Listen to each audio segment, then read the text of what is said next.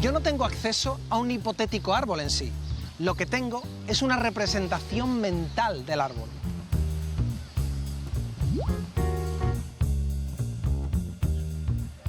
Y como no puedo salir de mis representaciones, a lo máximo que puedo aspirar es a conocer esas representaciones, no a la realidad como tal. Entonces, ¿qué es el mundo? Pues un producto de nuestro intelecto. De esta manera, el idealismo se opone al materialismo. Lo siento, árbol, eres un producto mental. Lo dice Hegel.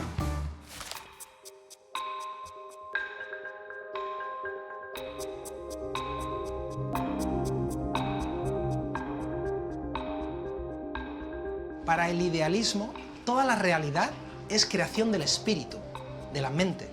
Es como estar dentro de un escape room, pero con una diferencia, que por mucho que busques no tiene salida. No hay nada ahí fuera.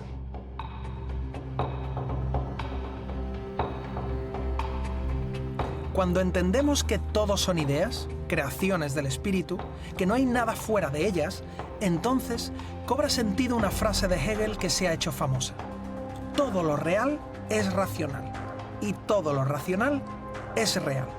Y es así porque la razón es la máxima expresión del espíritu.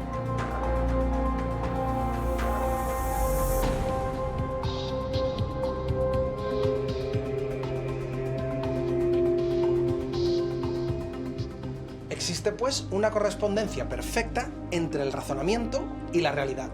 Y como consecuencia de ello, todo cuanto sucede es necesario, tan necesario como una deducción lógica. Si nos quedáramos aquí, podría parecer que Hegel es un racionalista más. Al fin y al cabo, no era el primero en defender la correspondencia entre realidad y racionalidad. Ya lo había hecho antes Spinoza, por poner un ejemplo. Pero no es así. Hegel ocupa un lugar primordial en la historia de la filosofía. Su racionalismo es distinto a casi todo lo que habíamos visto hasta la fecha. Veamos por qué. Todo empieza con la lógica convencional, a la que podemos llamar aristotélica, la que dice que si A implica B y si B implica C, pues entonces A implica C. Esta lógica se basa en un principio fundamental, el principio de no contradicción, que nos dice que no puede ser verdad una cosa y su contraria. O la Tierra es redonda o no es redonda, o este señor es Hegel o no es Hegel. El principio de no contradicción es casi la marca de fuego de la lógica. No hay mayor muestra de irracionalidad que afirmar una cosa y la contraria. Y afirmar algo así a Hegel tan racional le tendría que provocar urticaria. ¿Pero no es así? Voy a intentar explicarlo con un ejemplo visual. Vamos a ver esta imagen. La vemos claramente, ¿no? Ahora nos alejamos para meter más cosas en el plano. Y nos alejamos más. Y un poco más. Cada vez la imagen se ve menos y al final no vemos nada. Pues para Hegel esto es lo que ocurre con un concepto tan básico en filosofía como el de ser. Hagamos un ejercicio de abstracción muy hegeliano. Pensemos en el concepto de ser. No de este o ese ser, no. El concepto de ser sin más, sin determinación de ningún tipo. ¿Ya está? Ahora ampliémoslo mentalmente. ¿Qué hay? ¿Algún objeto? No, porque no es un ser determinado. No hay una silla, ni un tractor, ni una bufanda, ni un número, ni un olor, ni un color. Es puro ser. No tiene contenido. Entonces, ¿qué hay? Nada, no hay nada. Por tanto, conclusión. Termina siendo lo mismo que su contrario, la nada. Como el concepto de ser es muy abstracto, lo voy a intentar con algo más tangible. Observemos dos objetos iguales, por ejemplo, dos torres idénticas. Hegel dirá lo siguiente: para que dos objetos sean idénticos, tienen que ser diferentes, porque si no son diferentes, no son dos objetos, sino el mismo. La identidad implica la diferencia, es decir, cada concepto lleva en su interior el concepto contrario, pero no se agota en esa contradicción, siempre Hay algo superior que une y resuelve la contradicción. Lo que estamos explicando es un proceso que Hegel divide en 3 momentos. Él mismo nos lo explica en la fenomenología del espíritu. Supongamos que decimos que es de día. Miramos por la ventana y efectivamente es de día. A este primer momento Hegel lo llama tesis. Pero si dejamos pasar el tiempo, la afirmación ya no es cierta, porque no es de día, es de noche. Este segundo momento es el contrario del primero, y Hegel lo llama antítesis. Ya tenemos los 2 primeros momentos, tesis y antítesis. ¿Y el tercer momento? En este ejemplo, el tercer momento, que engloba los 2 anteriores y es su resolución, es la jornada entera, la que incluye día y noche, pero no es la una ni la otra, sino algo que supera a ambas. A este tercer momento, que supera la contradicción, Hegel lo llama síntesis. Pues bien, este bucle dinámico formado por tesis, antítesis y síntesis es la famosa dialéctica hegeliana. Sepamos algo más sobre ella. ¿En qué se diferencia Hegel de otros racionalistas como Spinoza, Leibniz o Descartes? Hegel no hubiera sido posible sin ellos.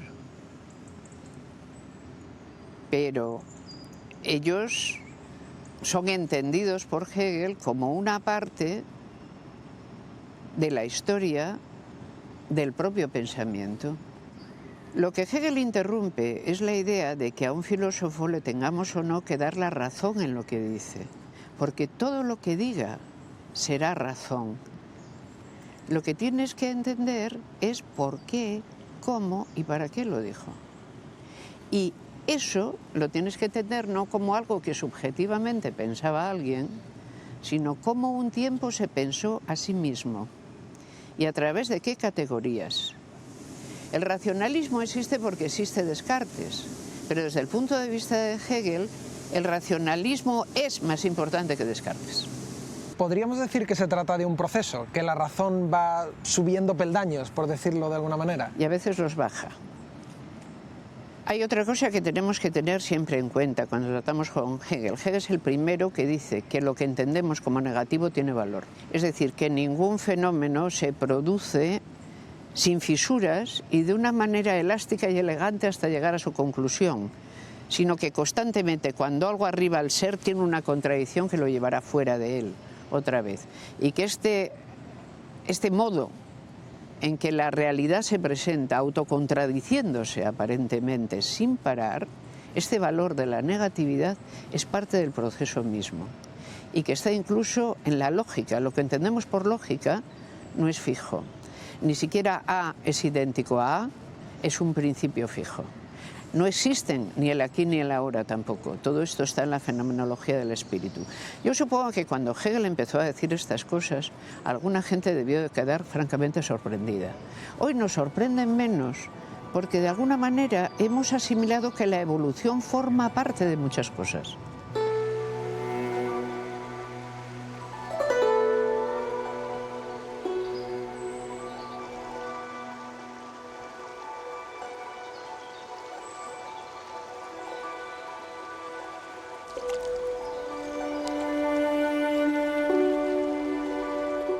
Todo fluye, o como diría Heráclito, panta rei. Hegel recoge de Heráclito la idea de que el cambio, el devenir, es un ingrediente esencial de la realidad. Ese movimiento queda reflejado en la dialéctica.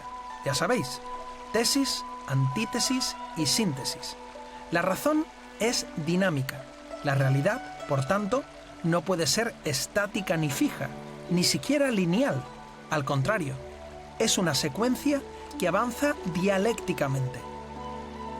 Es decir, por contraste, a base de oposiciones que se resuelven y se despliegan en el tiempo. O como diría Hegel, la realidad es histórica.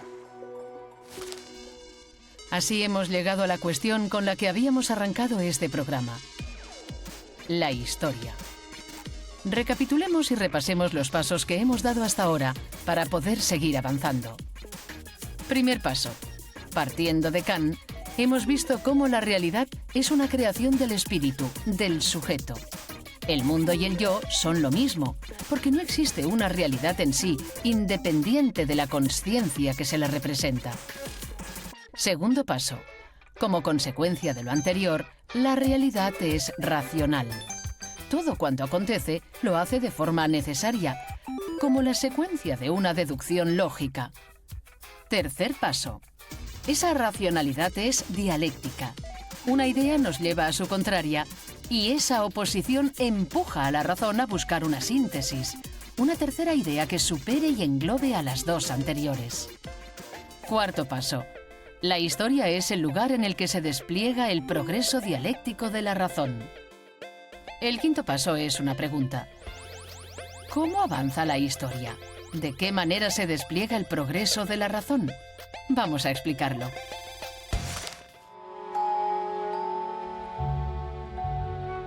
Para Hegel, cada época de la historia posee unas formas de pensamiento características, unas nociones propias sobre qué es el ser humano, qué es el bien, cómo es el universo, etc. El espíritu de la época. Entre todas esas ideas, algunas están en contradicción con otras, lo que se traduce en tensiones sociales, en luchas políticas, en crisis. De ellas surgen nuevas civilizaciones, nuevas épocas con nuevas ideas que engloban y superan a las anteriores. Ese es el motor de la historia, la progresiva evolución de la racionalidad, del espíritu que alcanza cada vez mayor libertad.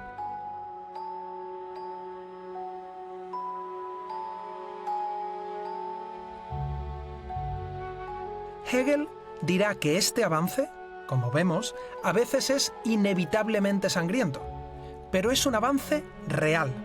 La libertad ha avanzado progresivamente, desde el antiguo Egipto, donde solo era libre el faraón, a la sociedad actual, con todas sus instituciones. Esto es básico. La historia es la progresiva toma de conciencia de la libertad y de su reconocimiento global. Es más, cuando la libertad individual se reconcilie con la colectiva, ese será el momento culminante, el fin de la historia.